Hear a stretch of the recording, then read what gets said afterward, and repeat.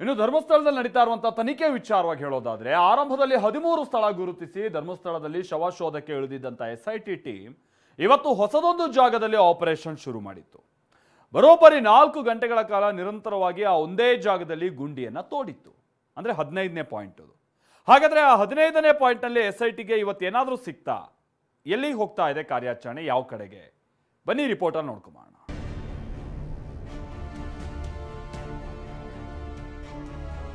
ಹತ್ತನೇ ದಿನದ ಕಾರ್ಯಾಚರಣೆಯಲ್ಲಿ ಎಸ್ಐಟಿ ಹೊಸದಾದಂಥ ಜಾಗಕ್ಕೆ ಬಂದಿರತಕ್ಕಂಥದ್ದು. ಪಾಯಿಂಟ್ ನಂಬರ್ 15ರಲ್ಲಿ ಇಲ್ಲಿವರೆಗೂ ಕೂಡ ಏನು ಸಿಕ್ಕಿಲ್ಲ ಅನ್ನೋ ಮಾಹಿತಿ.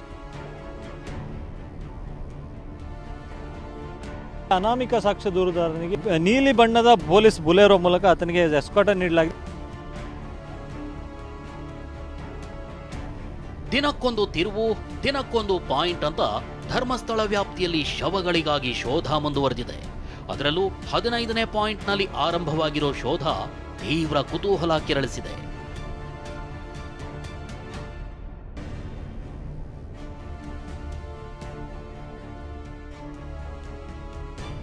ಹದಿಮೂರರ ಬದಲು 15ನೇ ಪಾಯಿಂಟ್ನಲ್ಲಿ ಶೋಧ.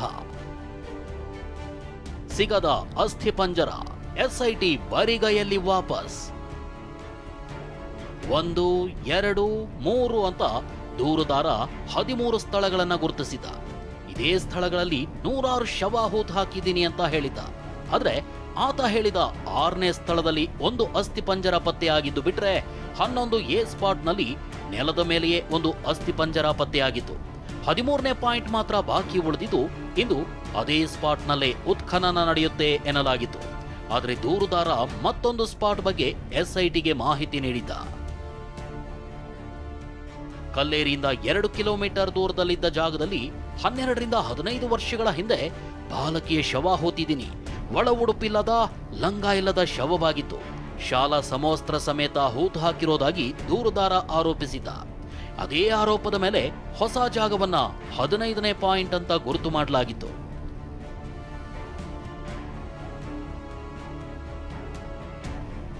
ಸಾವಿರದ 1986ರಲ್ಲಿ ಪದ್ಮಲತಾ ಕೊಲೆ. ಪದ್ಮಲತಾ ಮನೆ ಸಮೀಪ 15ನೇ ಪಾಯಿಂಟ್. ಅಷ್ಟಕ್ಕೂ ಬೋಳಿಯಾರ್ ಗ್ರಾಮದ ಗೋಕ್ರಂಥಾನ್ನ ಬಳಿ 1986ರಲ್ಲಿ ಪದ್ಮಲತಾ ಅನ್ನುವವರ ಕೊಲೆಯಾಗಿತ್ತು. ಆ ಬಗ್ಗೆ ಸಿಐಡಿ ತನಿಖೆ ಕೂಡ ನಡೆದಿತ್ತು. ವಿಷಯ ಏನು ಅಂದ್ರೆ ಪದ್ಮಲತಾ ಮನೆ ಪಕ್ಕದಲ್ಲೇ 15ನೇ ಪಾಯಿಂಟ್ ಗುರುತಿಸಲಾಗಿತ್ತು.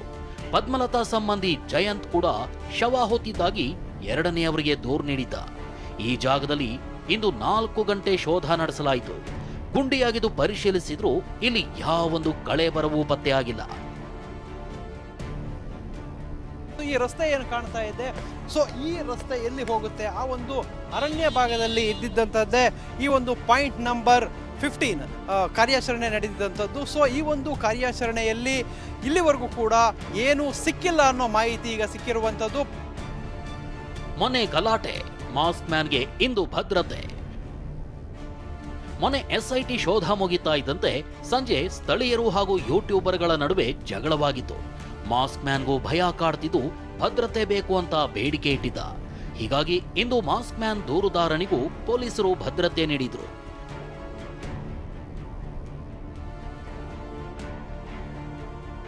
ಹದಿಮೂರನೇ ಪಾಯಿಂಟ್ ಶೋಧಕ್ಕೆ ಜಿಪಿಆರ್ ಬಳಕೆ. ದೂರುದಾರ ಹೇಳಿದ್ದ ಎಲ್ಲಾ ಪಾಯಿಂಟ್ಗಳಲ್ಲೂ ಶೋಧ ನಡೆಸಿರೋ ಎಸ್ಐಟಿ 13ನೇ ಪಾಯಿಂಟ್ ಮಾತ್ರ ಬಾಕಿ ಉಳಿಸಿಕೊಂಡಿದೆ. ಉಳಿದ ಪಾಯಿಂಟ್ಗಳಿಗೆ ಹೋಲಿಸಿದ್ರೆ 13ನೇ ಸ್ಥಳದ ವ್ಯಾಪ್ತಿ ಹೆಚ್ಚಿದೆ. ಪಕ್ಕದಲ್ಲೇ ನೇತ್ರಾವತಿ ಕಿಂಡಿ ಅಣೆಕಟ್ಟಿದೆ. 13ನೇ ಪಾಯಿಂಟ್ ವ್ಯಾಪ್ತಿಯಲ್ಲಿ ವಿದ್ಯುತ್ ಟ್ರಾನ್ಸ್ಫಾರ್ಮರ್ ಕೂಡ ಇದೆ. ಇಲ್ಲಿ 15ರಿಂದ 15 ಅಡಿ ಆಳ ಅಗೆಯಲು ದೂರುದಾರ ಮನವಿ ಮಾಡಿದ್ದ. ಆದ್ರೆ ಇಷ್ಟು ಆಳ ಆಗಿದ್ರೆ ಅಣೆಕಟ್ಟಿಗೆ ಅಪಾಯವಾಗುವ ಸಾಧ್ಯತೆ ಇದೆ. ಹೀಗಾಗಿ ಜಿಪಿಆರ್ ಬಳಕೆಗೆ ಎಸ್ಐಟಿ ಅಧಿಕಾರಿಗಳು ನಿರ್ಧರಿಸಿದ್ದಾರೆ. ಜಿಪಿಆರ್ ಮೂಲಕ ಪಾಯಿಂಟ್ ಅನ್ನ ಪರಿಶೀಲಿಸಲಿದ್ದಾರೆ. ಬೆಂಗಳೂರಿನಿಂದ ಜಿಪಿಆರ್ ಅಂದ್ರೆ ಗ್ರೌಂಡ್ ಪೆನೆಟ್ರೇಟಿಂಗ್ ರಾಡಾರ್ ಬರಲಿದೆ. ವಿಷಯ ಏನು ಅಂದ್ರೆ ಜೌಗು ಪ್ರದೇಶ, ಹೆಚ್ಚು ಮಳೆಯಾಗುವ ಸ್ಥಳದಲ್ಲಿ ಜಿಪಿಆರ್ ಬಳಕೆ ಕಷ್ಟ ಎನ್ನಲಾಗ್ತಿದೆ. ಒದ್ದೆಯಾದ ಭೂಮಿಯಲ್ಲಿ ಜಿಪಿಆರ್ ಸಿಗ್ನಲ್ ವೀಕ್ ಆಗೋ ಸಾಧ್ಯತೆಯೂ ಇದೆ.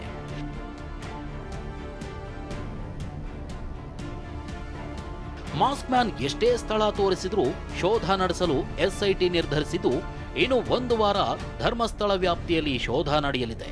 ಆದ್ರೆ 15 ಸ್ಥಳಗಳ ಪೈಕಿ 13ನೇ ಪಾಯಿಂಟ್ ಬಾಕಿ ಇದ್ದು 14ನೇ ಸ್ಥಳದಲ್ಲಿ 2 ಅಸ್ಥಿಪಂಜರ ಪತ್ತೆಯಾಗಿವೆ. ಅಶೋಕ್ ಜೊತೆ ಪೃಥ್ವಿರಾಜ್, TV9 ಮಂಗಳೂರು.